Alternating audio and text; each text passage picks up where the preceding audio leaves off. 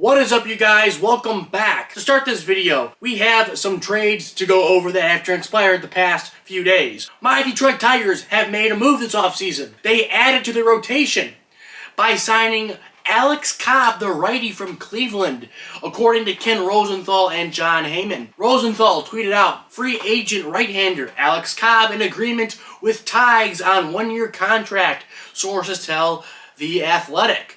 John Heyman shed some light on the details. He said, Alex Cobb passed the physical. He's a Tiger. He's getting $15 million next year, plus a $1 million incentive if he pitches 140 innings, and another $1 million if he pitches 150 innings. So some incentives included in the deal. It's okay. It's not what I wanted them to do. There were a lot of other guys I wish they would have went after in regards to the starting pitcher market. Number one was Shane Bieber. I know he's already signed a one-year deal with the Guardians. You know, he'll be out for maybe about first half of the season, probably recovering from injury still. He's a guy I wouldn't have minded. Another guy I really wanted the Tigers to get, which they still can, I think, that is Walker Buehler. I think Walker Buehler is a guy that the Tigers have to get. When I heard the rumors that Walker Buehler was in discussion with the the Athletics, just the Athletics, it blew my frickin' mind.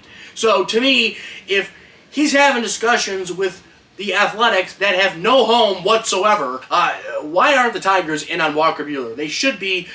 Chris Ilitch has to spend some damn money this offseason, I tell you that. But spend it wisely. Please, dear God, spend it wisely. Now, despite $760 million not being enough to entice Juan Soto to stay in pinstripes, the Yankees have now pivoted and decided to delegate that money elsewhere. And their first move is adding Max Fried to the rotation. Jeff Passan tweeted out, left-hander Max Fried and the New York Yankees are in agreement on an 8-year, $218 million contract. It's the largest guaranteed in baseball history for a southpaw. Fried, he's a two-time All-Star. Back in 2022 and last season in 2024, he came in second in Cy Young voting in 2022. Since 2020, Fried has posted a 2.18 ERA.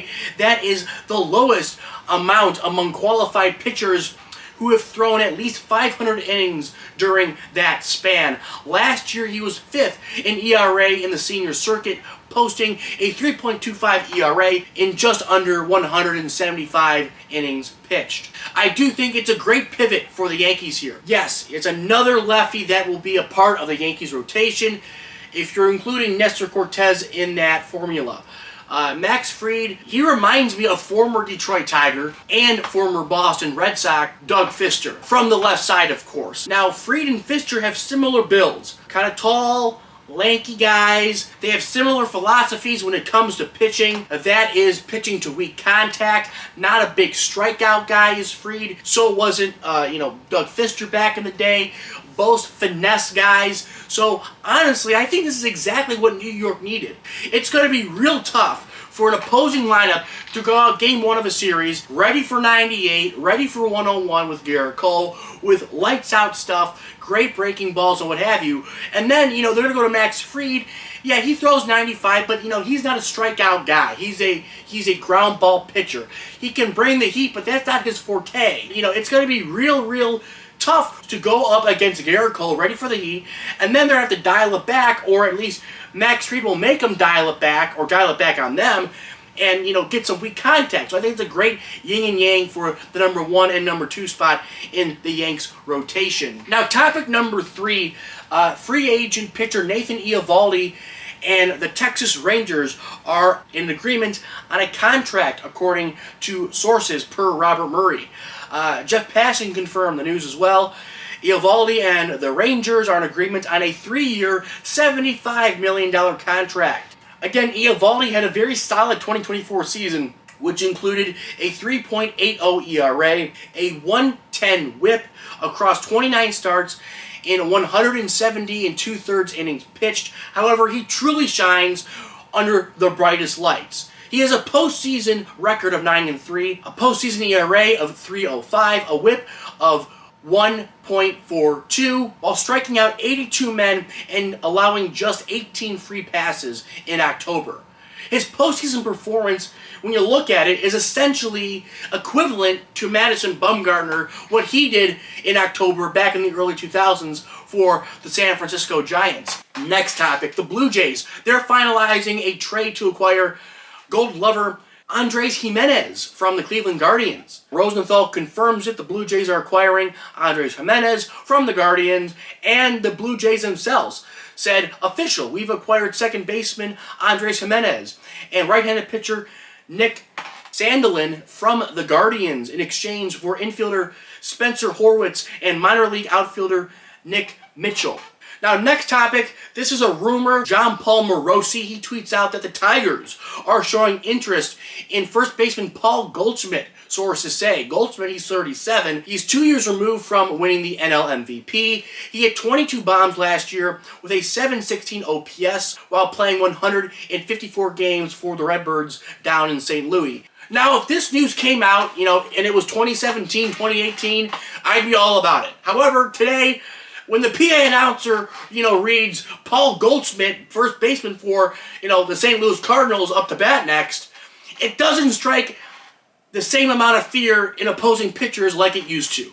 Let's just be honest here, okay? He's not what he used to be. With that said, if I were the Tigers, I would only, get Paul Goldschmidt and sign him if it was a one-year deal or a 1 year with a second-year club option, plus incentives in the deal. Incentives need to be included in this deal because it will help motivate Goldie to play better, even if the team gets off to a slow start like they did last year when they had a 0.2% chance to make the playoffs, starting, August or whatever it was. So I think the incentives are a nice thing for the Tigers to include in a deal for Paul Goldschmidt.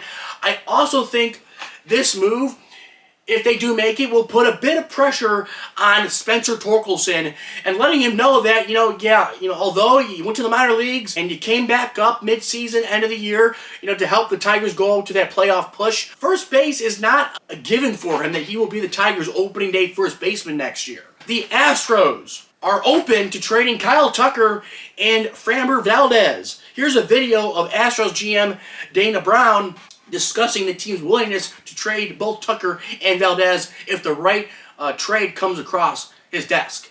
Are you looking more in free agency or trades to get whatever you need done?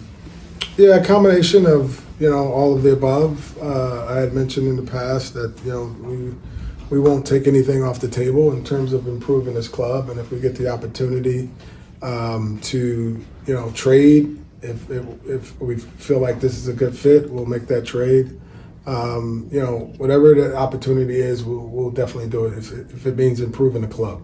Are you willing to listen on Kyle Tucker and Framber Valdez?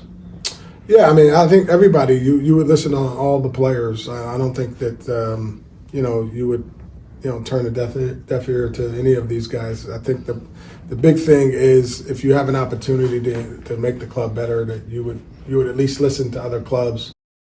The Astros, are reading the writing on the wall. They won their 2 world championships.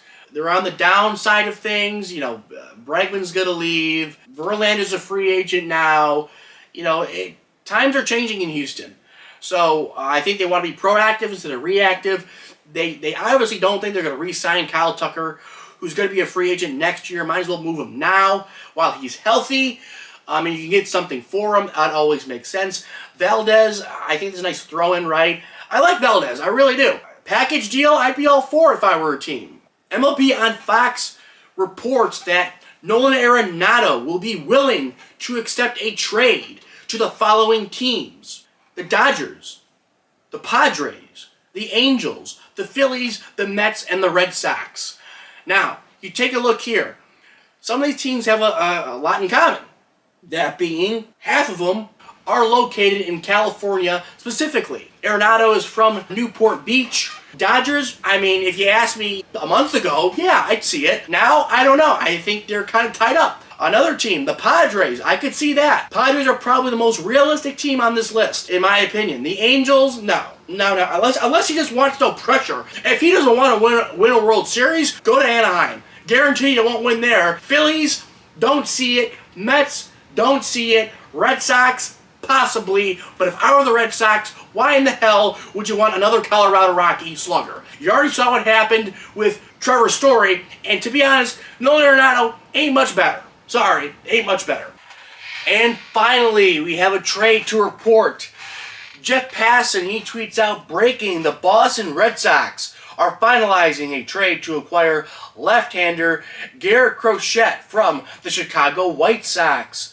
Sources tell ESPN. Jeff Passan tweets out about a couple minutes later at 2 o'clock, the Chicago White Sox will be receiving 4 prospects from the Red Sox, all of whom are highly regarded, sources tell ESPN. The White Sox in return get catcher Kyle Teal, their number 4 prospect, outfielder Brandon Montgomery, the number 5 prospect, infielder Chase Mydroth, their number 11 prospect, and right-handed pitcher Wikelman Gonzalez. Hopefully I'm saying that right. He's a number 14 prospect. That's a big freaking haul for Garrett Crochet. I'm just saying, Red Sox got fleeced. I mean, what the hell?